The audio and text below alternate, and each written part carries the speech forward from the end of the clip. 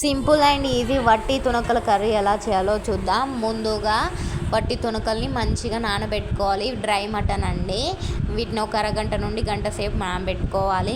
ఇప్పుడు ఒక కడాయి పెట్టుకొని అందులో కొంచెం సరిపడా ఆయిల్ వేసుకోవాలి. నాన్ వెజ్ కదా, కొంచెం ఆయిల్ ఎక్కువనే పడుతుంది. ఇప్పుడు ఇందులో చెక్క యాడ్ చేసుకోవాలి. తర్వాత ఇందులోకి పచ్చిమిర్చి కూడా యాడ్ చేసేసుకొని మంచిగా ఫ్రై అవుతుండగానే ఇందులోకి ఆనియన్ కూడా యాడ్ చేసేసుకొని మంచిగా ఫ్రై చేయాలి.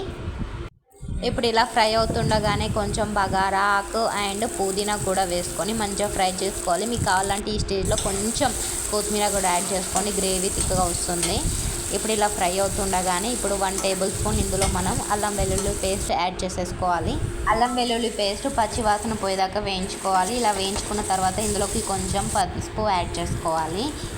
ఇప్పుడు ఇవన్నీ మంచిగా ఫ్రై అవుతుండగా ముందుగా మనం నానబెట్టిన వట్టి తొనకలు ఇందులో యాడ్ చేసేసుకోవాలి. ఇవి మినిమం ఒక పావు కేజీ వరకు ఉంటాయి వట్టి తునకలు. వీటిని మంచిగా వేడి నీళ్ళలో కడుక్కొని ఇందులోకి మనం యాడ్ చేసేసుకోవాలి. ఇలా యాడ్ చేసుకున్న తునకలని మనం మంచిగా ఒక 5 మినిట్స్ ఆయిల్లో మగ్గించుకోవాలి. ఆఫ్టర్ 5 మినిట్స్ తర్వాత ఇందులోకి మనం 2 స్పూన్స్ కారం వేసేసుకోవాలి. నాన్ వెజ్లోకి కొంచెం కారం ఎక్కువగానే పడుతుంది, సో నేను 2 స్పూన్స్ యాడ్ చేసేసాను. అండ్ కొద్దిగా సాల్ట్ కూడా యాడ్ చేసేసుకోండి. సాల్ట్ కూడా యాడ్ చేసేసుకొని ఇప్పుడు ఈ ఉప్పు కారాలు మంచిగా దానికి పట్టేటట్టు మంచిగా కలుపుకోవాలి. మినిమం ఒక 5 మినిట్స్ తర్వాత ఇందులోకి మనం కొద్దిగా వాటర్ యాడ్ చేసేసుకుంటాను ముక్కలు మునిగే వరకు. వాటర్ ఇంత అని నేను చెప్పను, ఎందుకంటే మనకు ముక్క మునగాలి కదా. మినిమం మేమైతే మధ్యలో యాడ్ చేశాను, ప్రతిదీ చూపించట్లేదు.